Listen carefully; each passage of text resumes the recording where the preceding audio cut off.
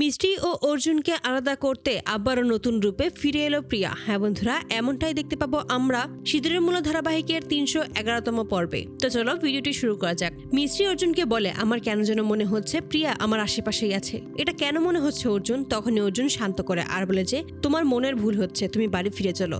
বাড়ি ফিরে এসেই সেখানে দেখতে পায় ঠাম্মি অনুর ছবি নিয়ে প্রার্থনা করতে থাকে আর শান্তির জল ছেড়াতে থাকে আর বলে যে, ও আমাদের 15 বছর আগেই ছেড়ে চলে গেছে, ও আমাদের মাঝে আর নেই। সবাই মিলে অর্জুনের প্রার্থনা করবে আর কালকে বিদ্যা ও অনুর জন্য শান্তির পূজা করা হবে, ওদের আত্মা যেন শান্তি পায়। এই সমস্ত কথা শুনে মিষ্টি খুবই কষ্ট পায়। অর্জুন তখন সান্ত্বনা দিয়ে বলে যে সব ঠিক হয়ে যাবে, সমস্ত কিছু আবারও ঠিক হবে, তুমি কোনো চিন্তা করো না। মিষ্টি ঠাকুরের কাছে আসে এবং প্রার্থনা করে, বলে যে এটা কেন হচ্ছে আমার সাথে, আমি তো এই বাড়ির অনু, এই পরিচয় সমস্তটাই সত্যি, তাহলে কেন আমার পরিবার আমাকে মেনে নিতে পারছে না, কেন সমস্ত কিছু দুটোনার মধ্যে ফেলছো তুমি? এই সমস্ত কথা যখনই বলে ঠিক সেই মুহূর্তে দেখতে পাই দূরে মুখোশধারী লোকটা আড়াল থেকে মিষ্টির উপর নজর রাখে। মিষ্টির সেদিকে তাকাতেই ওই মুখোশধারী লোকটা সেখান থেকে সরে যায়। মিষ্টি কাকে দেখেছে কেউ একজন ছিল, সেটা কে দেখার জন্য যখনই সামনে এগিয়ে যায় তখনই হোঁচট খেয়ে নিচে পড়ে যায় আর এই সুযোগেই ওই লোকটা ওপরে উঠে যায়। মিষ্টি দেখতে পেয়ে যখনই পিছু নেয় তখনই সিঁড়িতে পিছলে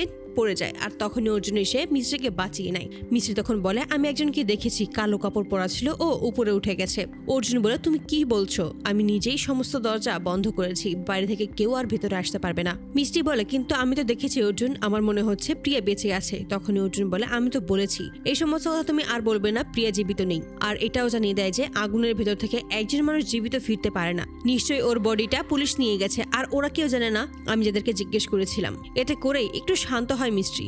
সকলে মিলে বাড়িতে বিদ্যা ও অনুর আত্মার শান্তিতে ঠাকুরের কাছে প্রার্থনা করে। ঠিক তখনই দেখা যায় অচেনা এক ব্যক্তি আবাসে বাড়িতে এসে হাজির হয়। মিষ্টির পাশ দিয়ে যখনই ঠাকুর ঘরের কাছে যাবে তখনই মিষ্টি আটকে দেয়। অচেনা মেয়েটার মুখোমুখি এসে দাঁড়ায় মিষ্টি। ঘুমটা সরাতে গেলে কৌশলেই মেয়েটা সমস্ত কিছু ম্যানেজ করে নেয়। মিষ্টি তখন বলে, আপনি ওখানে জুতা খুলে আসুন, এখানে শান্তির জন্য পুজো করা হচ্ছে। এতে করেই ক্ষিপ্ত হয়ে যায় ওই ছদ্মবেশী ওই অচেনা মেয়েটি।